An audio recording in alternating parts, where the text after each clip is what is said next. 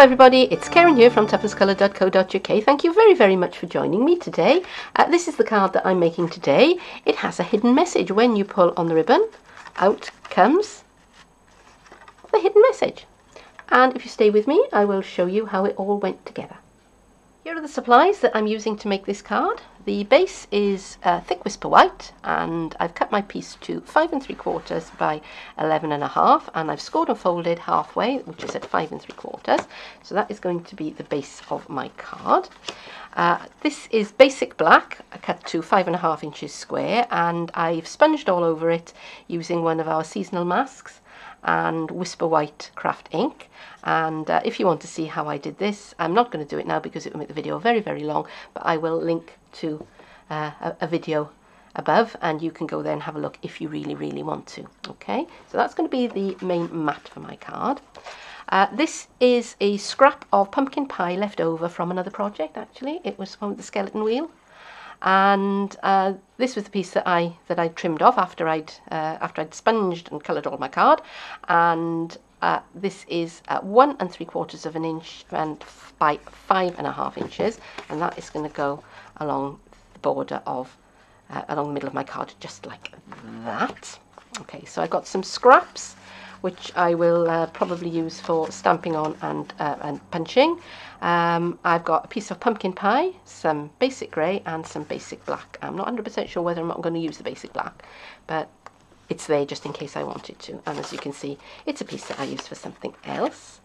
I have 2 pieces of card which I've cut with the lots of labels framelets. The rich raspberry I cut out using the largest of the lots of labels, and the basic grey was cut with the next size down, and I've already gone ahead and stamped and cleared embossed on it with the Ghoulish Grunge ink stamps.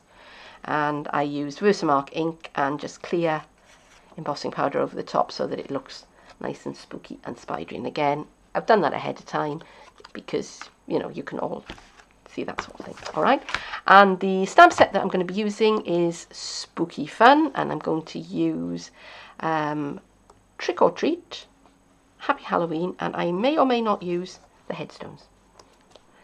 As well as those, I have basic black ink, and I have rich raspberry grosgrain ribbon, which is one of the triple pack that's in the autumn winter catalogue, and I have 2 little skeleton head beads, 2 scully beads, which I got very inexpensively from eBay. So those are the things that I'm going to be using to make my card today. I'm going to do some stamping. So I have my my stamps already mounted up on my clear block. I have my silicone mat underneath because these are photopolymer stamps and you do need a little bit of padding. I have basic black ink, and I'm going to start with basic grey and Happy Halloween. I'm just going to ink up my stamp, and I'm going to pop that down. I'm going to count 1, 2, 3, 4, 5, so that the ink has plenty of time to transfer. That's good. Okay, so I'll put that on one side for a moment, and I'm going to bring back my pumpkin pie piece, and I'm going to start by doing Trick or Treat. Count 1, 2, 3, 4, 5, and we'll have the gravestones underneath. Count 1, 2, 3, 4, 5. I'm going to punch out the Happy Halloween, and I'm going to use the Duet Banner Punch, and I'm going to line this up pretty carefully because I have experimented with this, and if I'm careful about how I place this,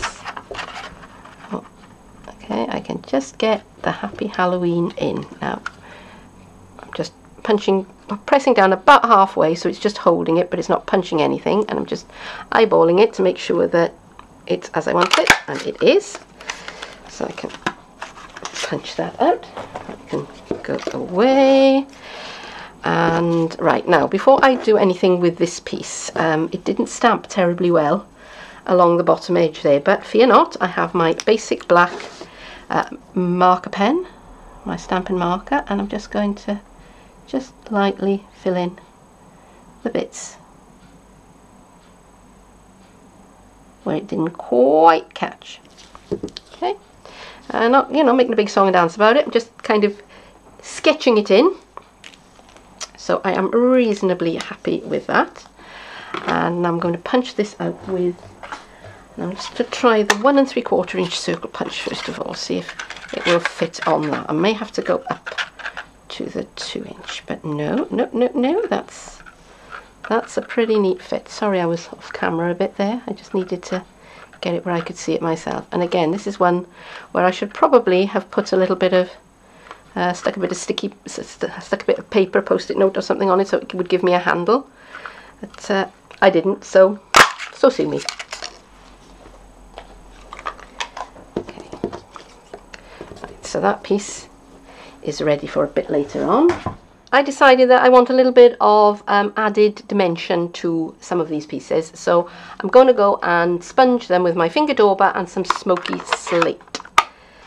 And I'm just going to go all around the edges. I've done some of these already, so that you don't have to sit there and watch me do all of them. But I just wanted them to just stand out a little bit more. And this one as well. Just so that it just adds that, almost tricks the eye to make you see where the one piece ends and the next piece begins.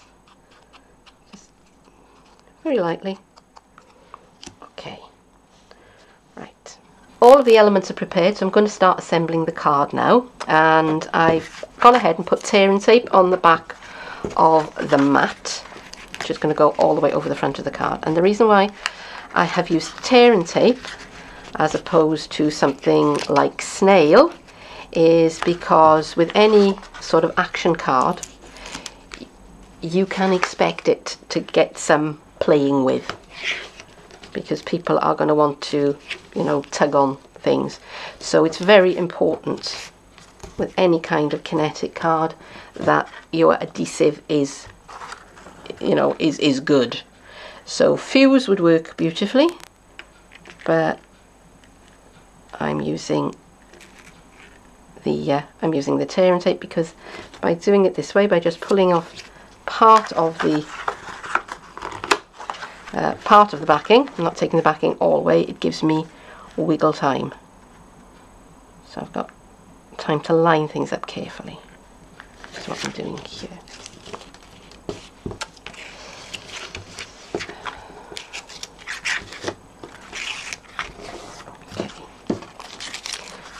So that is the background of my card. Next step is to work on the slider piece that goes through the middle. So I'm going to get rid of this tape that I'm playing with in my hand. Alright, so this is going to be our slider, and the ribbon is going to go through there, and it will move the slidey piece along. So this is the next piece that I'm going to do.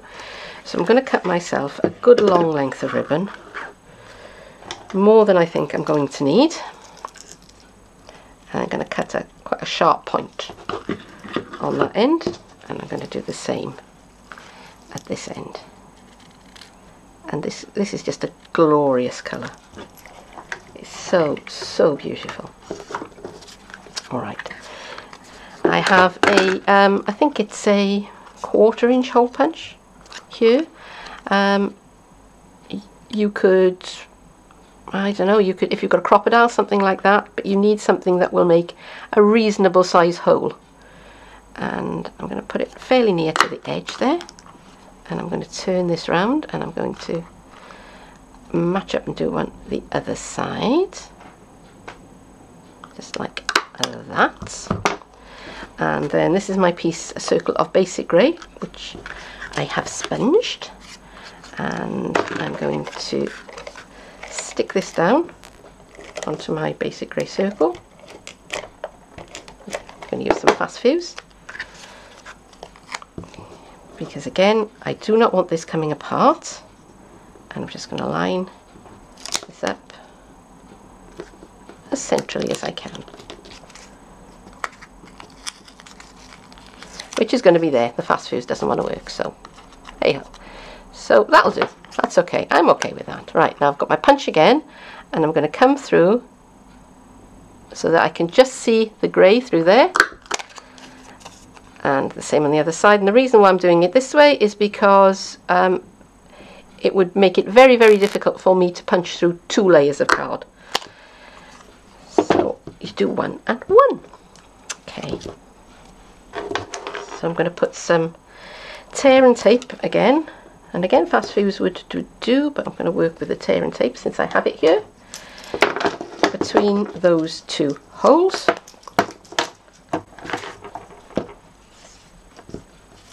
And I'm going to thread the ribbon through that side and through this side.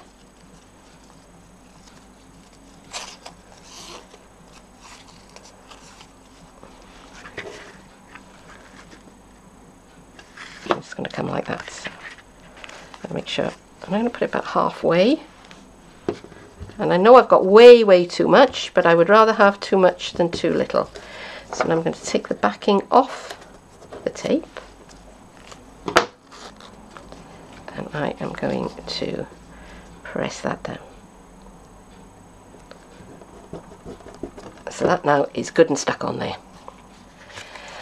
This is going to be my central strip, and oops, I didn't want that to happen. This is going to be, I'm going to punch corresponding holes on either end of this piece now. So again with my my large, oh shice, move that out of the way as well. I also need to pierce a hole at either end of this piece. I also need to punch a hole at either end of this piece as well. So I'm just going to, and again I'm just kind of doing it by eye, as they say. And again, trying to keep it, and I could have marked it, I suppose. I could have marked it if I'd wanted to. Right, so let me bring back my slidey piece, and the end is getting a bit tatty here now, so just trim that down again. And this is another reason why you cut off a lot more than you think you need, because if you cut off just enough and then you were having to you know, you were having to chop bits off it every couple of minutes, then you'd wind up with trying to work with ½ inch of ribbon, and that is not what you want to be doing at all. So if I pull on that end, it moves that way, and if I pull on that end, it moves that way. Okay, so last thing before we move on with this, you know, this little bit of it, and I'm going to thread the skull beads onto the end here. Now I'm rolling that up quite nice and tight. The threading hole in these particular beads is quite a nice size, so I can actually get the skulls on there without too much trouble. And I want to make sure he's facing the right way. Okay, and he's not upside down or anything like that. Yeah, that's fine. If you were using a bead with a narrower threading hole, then you could always, you know, thread your ribbon onto a needle, and that would make life a great deal easier for you. But these are not too bad at all. Okay, they fit on there nice and tight. Okay. Not going to tie.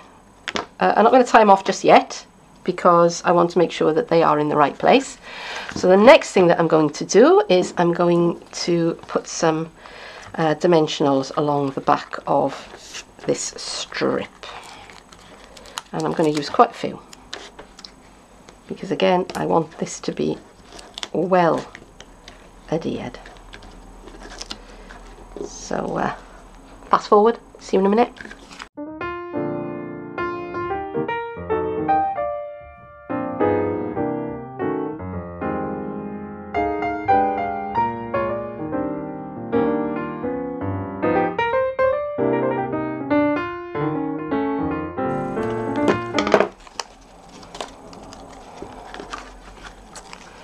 Okay, so now I'm going to put this down onto the front of my card, round about the middle, round about there.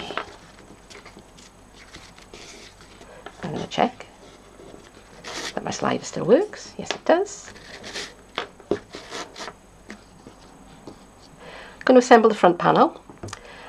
So here are my pieces that I've cut out, and snail will do fine for this part of it. This is one bit that isn't really going to get pulled about too much, so I'm just layering those up as evenly as I can.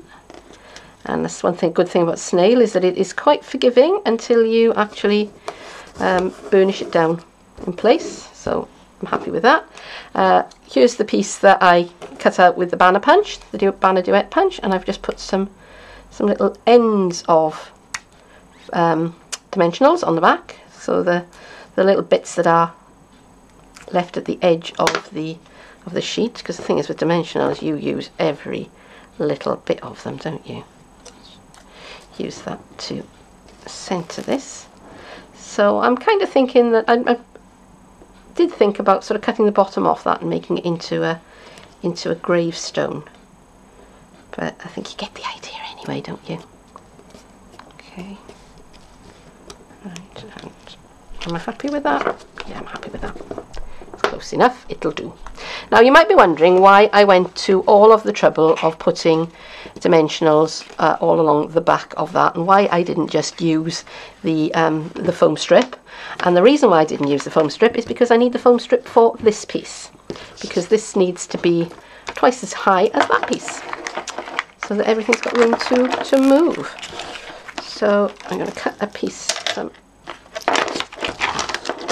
Let's use the whole piece, why not? So I'm going to put a piece along the top edge there, and again here, so everything's got room to move. And I put a little piece here just to keep it, you know, just differ so that it keeps its shape. And so might as well use this last little piece as well. So put those up there. Okay, so that is going to be well stuck down. Right, now before I take anything off the backing, I'm just going to make sure that that kind of does what I want it to do. Yeah, it does. Okay.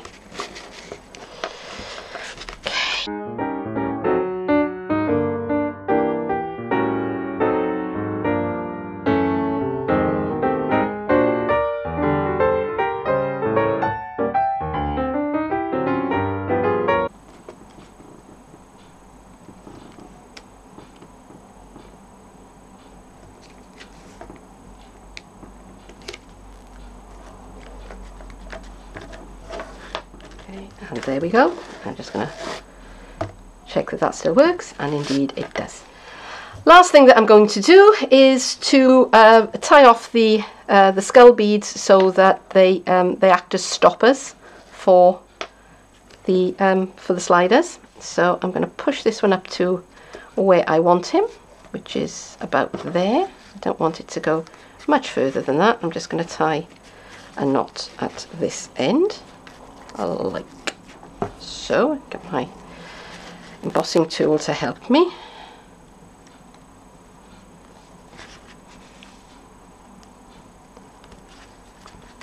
Okay, and if you didn't want to do this, you could stick the bead in place with a glue dot. So let's make a nice firm knot there, and bring in my scissors. Just trim that end off so it's nice and neat. There we go. So now that won't go any further than there. And then how far I want it to come this way, which is about as far as there. Don't want it to go much further than that. So I'm going to push the bead right up to the edge of the slider there, and I'm just going to tie another knot.